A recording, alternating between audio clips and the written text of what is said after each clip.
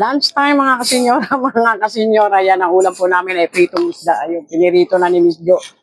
Ayan, tapos ito ang aming lumi na may sabaw para may sabaw po ang aming pagkain ngayon. Ayan. Ayan po ang halo niya, tsaka binating itlog. Pinapakuluan ko na siya kasi ang halo niya ay hinimay na manok at saka atay ng manok. At saka fishball. Ayan na po, kumukulo na siya. Ayan, oh. Ayan, para meron po kami sabaw. Ayan, ito ay lutong bahay. Ni Senyora. Ayan, sarap ng ulam namin ngayon. O, tingnan nyo. Ayan, nilagyan namin ng fishball. Ayan, may sabaw po ang aming ulam ngayon. Masabaw at makulay.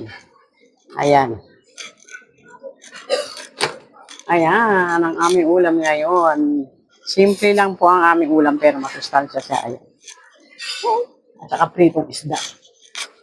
Pakita ko sa'yo. Ito po isda namin. Ayan! Ayan ang aming isda. O, nakita ba niyo ang aming ulam? Tapos ayan na, kumukulo na siya. Ayan.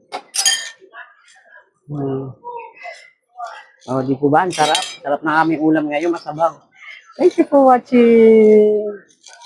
Simpleng ulam pero masaya at maraming kakain. Masustansya po ang aming ulam. Ayan. Thank you for watching. Sana ganyan din po kayo para matipid. Thank you for watching.